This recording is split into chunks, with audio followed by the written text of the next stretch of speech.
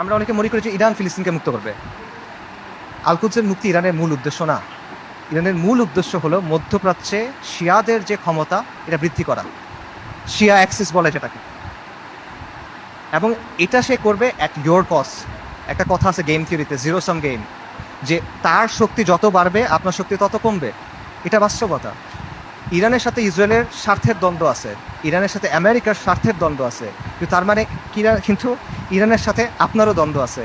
যে ইরান আজকে ফিলিস্তিনের মুক্তি করার জন্য বুলি আওড়াচ্ছে, তারাই আজকে সিরিয়াতে আহলুস সুন্নাহ ওয়াল জামাকে হত্যা করতেছে, তারাই আজকে আহওয়াজে আহলুস সুন্নাহ ওয়াল জামাকে হত্যা করতেছে, তারা ইরাকে আহলুস সুন্নাহ ওয়াল জামাকে হত্যা করছে, এখন নির্যাতন করতেছে।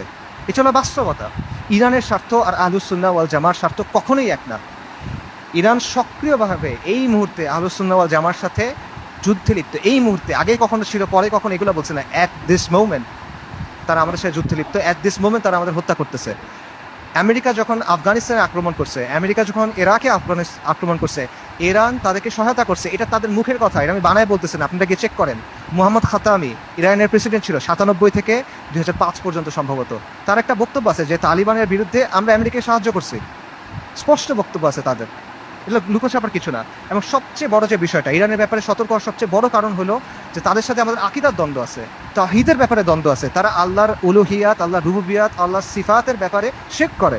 তারা আমাদের মা আয়েশা রাদিয়াল্লাহু তাআলা আনহার ব্যাপারে জঘন্য কথা বলে, যেটা কোনোদিন কিয়ামত পর্যন্ত মানা সম্ভব না আমাদের পক্ষে।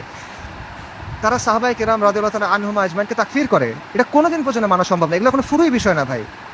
এই জিনিস মেনে আপনি কোনো কিছু করতে পারবেন না। আল্লাহ আল কুদসকে এই শিরকের সাথে এই করে আপনি মুক্ত করতে পারবেন না। ইরানকে আপনার দেখতে হবে ক্রুসেডের সময়ে উবাইদি সাম্রাজ্যের মতো করে। ক্রুসেডের সময়ে একটা সাম্রাজ্য ছিল উবাইদি সাম্রাজ্য, এটাকে আপনারা অনেকে ফাতেমি খিলাফত নামে চিনেন। এরা আকিদাতে ছিল ইসমাইলি শিয়া, মানে ইমামি শিয়াদের চেয়েও খারাপ, বাতেনি এরা, ইসমাইলি শিয়া।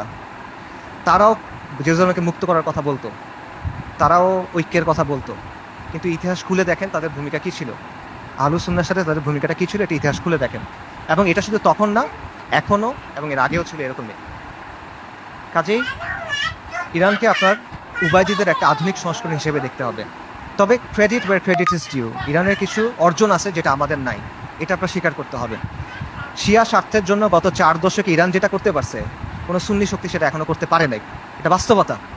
শিয়াদের আছে একটা রাষ্ট্র আছে, তাদের একটা জিওপলিটিক্যাল প্রজেক্ট আছে। মধ্যপ্রাচ্যে আহলুস সুন্নাহর এরকম কোনো কিছু এখনো নাই।